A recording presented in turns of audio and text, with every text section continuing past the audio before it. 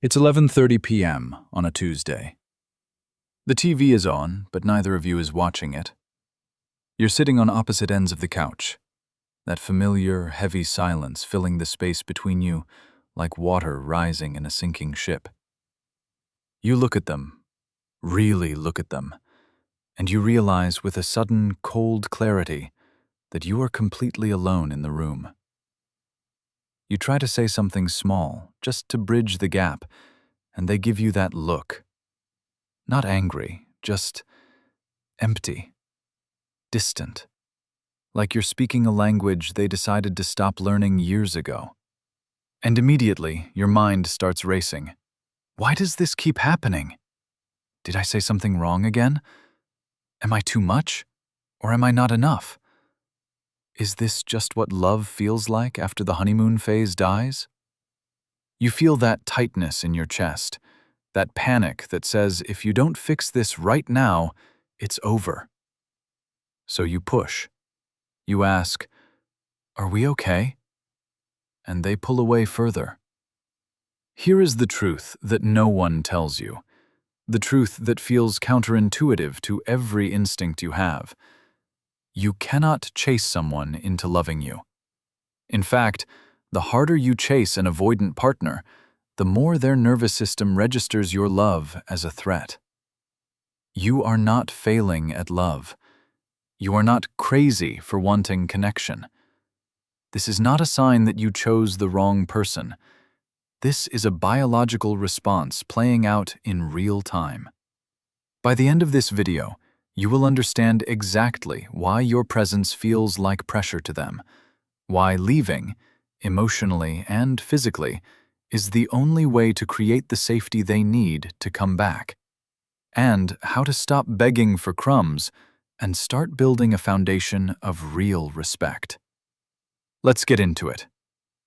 Most couples believe that when an avoidant partner withdraws, it means they don't care, or that the relationship is broken beyond repair. They believe that if they just explain their feelings one more time, if they just communicate better, if they just try harder, their partner will finally open up. But the real truth is much deeper, and it's rooted in how the human nervous system works. When safety leaves a relationship, the love doesn't disappear. It goes underground. See, for an avoidant partner, intimacy isn't just about closeness, it's about autonomy. Their nervous system is wired to perceive high emotional demand as engulfment. When you pursue them for reassurance, their brain doesn't hear, "I love you." It hears, "I need you to regulate my anxiety." And to an avoidant attachment style, that feels like a loss of self. It triggers a primal flight response. What looks like stonewalling or coldness is usually someone who has been so overwhelmed by emotional intensity for so long that silence is the only protection they have left. They aren't trying to hurt you. They are trying to survive the pressure. And here is the part that changes everything. You cannot negotiate desire. You cannot argue someone into feeling safe. When you constantly pursue, you confirm their deepest fear, that relationships are traps. But when you step back, not as a punishment, but as a reclaiming of your own center, you remove the threat. You stop being the source of their anxiety and start becoming a person they can choose again. This isn't about playing games. It's about understanding that for an avoidant partner, space isn't rejection. Space is the oxygen they need to remember why they wanted to be close to you in the first place. Here's the first shift you need to make. Stop the pursuit-withdrawal trap. Most couples fall into a deadly dance where one partner pursues connection to soothe their anxiety and the other withdraws to soothe their overwhelm. The more you chase, the faster they run. This isn't incompatibility, it's a feedback loop. Your pursuit validates their fear of engulfment, and their withdrawal validates your fear of abandonment. It's a cycle that feeds itself.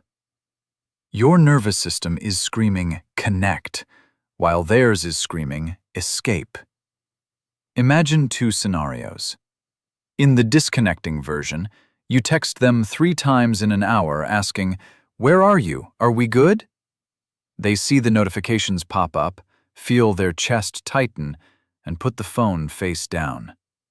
Their internal monologue is, "If I answer, I'll have to manage their emotions. I can't do that right now." Now look at the connecting version.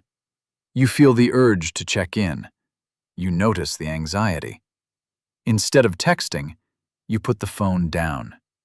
You go for a walk. You let them exist in their space. 2 hours later, they text you. "Hey, saw this and thought of you." Why? Because the pressure valve released. That's the shift that turns a relationship that feels like a negotiation into one that feels like a refuge. When you stop chasing, you give them the gift of missing you. Next, you have to master the art of decentering their mood. Most people in relationships make their partner's emotional state the weather forecast for their own day. If he's quiet, she's anxious. If she's distant, he's defensive. You become a barometer for their mood. Avoidant partners are often highly sensitive to emotional contagion. If you are anxious because they are withdrawn, you are adding fuel to the fire. You are telling them implicitly that their behavior controls your stability. That is a heavy burden for anyone to carry, especially someone who already feels inadequate in meeting emotional needs. Here's what changes everything. In the old pattern, they come home quiet. You ask, "What's wrong? Did I do something?" You spend the evening walking on eggshells, trying to fix the vibe. They feel scrutinized and pull away. But in the new pattern, they come home quiet. You say, "Hey, welcome home." You continue making dinner. You hum a song. You are present, but you are not demanding. Your internal state remains steady. Their brain quietly registers, "She's okay. I'm okay. I don't need to defend myself." And when you do that, the walls between you start to come down without either of you having to say a word. You become a safe harbor, not a storm they have to weather. This leads directly into the third point, the power of strategic absence. Most couples believe that being always available is a sign of commitment. They think that if they leave the door open 24/7, their partner will walk through it. But for an avoidant partner, an open door often feels like an obligation. Desire requires distance. You cannot want what you already possess completely.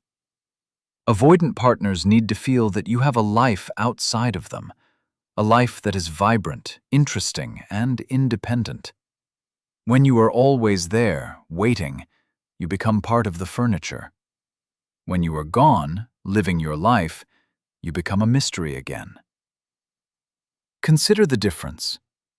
In the disconnecting version, you cancel your plans with friends because they might want to hang out. You sit by the phone. They sense your waiting energy and feel guilty, so they avoid calling. But in the connecting version, you go to your yoga class. You meet your friend for coffee. You post a photo of you laughing, not waiting. They see it. Something in them shifts. Wait, she's happy without me? She's whole? Curiosity sparks. They reach out. That's when your partner stops feeling like a problem to manage and starts feeling like a person to come home to. You become someone they have to earn, not someone who is simply there. Now, let's talk about rewarding approach and ignoring withdrawal. Most couples do the exact opposite of what works. When the avoidant partner pulls away, the anxious partner chases, rewarding the withdrawal with attention. When the avoidant partner finally comes close, The anxious partner punishes them with criticism or clinginess, saying things like, "Where have you been? Why didn't you call?" This trains your partner like a lab rat.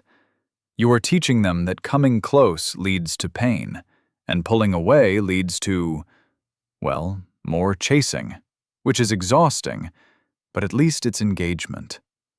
You need to flip the script. You must make closeness safe and rewarding, and distance neutral.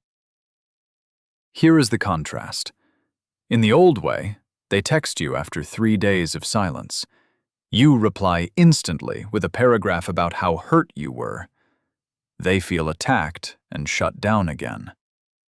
But in the new way, they text you after 3 days. You wait a few hours. You reply warmly, briefly, and positively. "Great to hear from you. Hope you had a good week." No guilt, no interrogation, just warmth. Their brain registers, connection feels good, it's safe. This builds a new neural pathway. Intimacy isn't built in the big moments. It's built in the 30-second ones, when you choose to look up and smile instead of keeping score. Finally, you must become the prize, not the pleader. Most people in struggling relationships operate from a mindset of scarcity. I hope they don't leave. I need them to validate me. This energy is repellent. It smells like desperation. Avoidant partners are drawn to strength and self-sufficiency.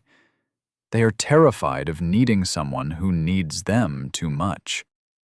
When you operate from a place of abundance, I want you, but I don't need you to survive, you become incredibly attractive. You signal that you are emotionally available, but not emotionally dependent. Look at the difference. In the old dynamic, you ask, "Do you still love me?" seeking reassurance. They feel pressured to perform affection. It feels fake to them, so they withdraw. But in the new dynamic, you look them in the eye and say, "I love spending time with you.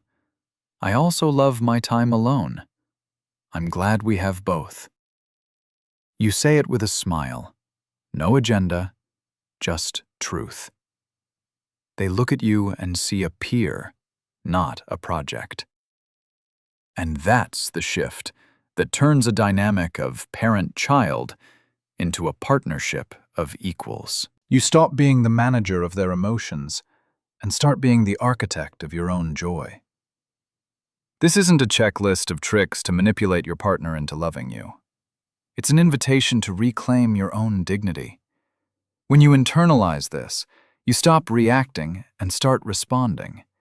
You stop waiting for them to change so you can feel safe, and you start creating safety within yourself. And here is the beautiful paradox. The moment you are truly willing to leave, because you know your worth is not negotiable, is the moment they finally feel safe enough to stay. Real intimacy doesn't start when you find the right person. It starts when you decide to become the kind of person who doesn't lose themselves in the process of loving another. If this resonated with you, if you felt that shift in your chest when we talked about stepping back, I want you to do one thing. Don't just watch this and scroll away. Take one small step today. Put the phone down. Go do something that makes you feel alive, and let the silence do the work. If you're ready to dive deeper into breaking these cycles, check out the video on screen next about how to heal anxious attachment. It's the other half of this equation, and it's just as important. Thanks for being here. Keep choosing yourself.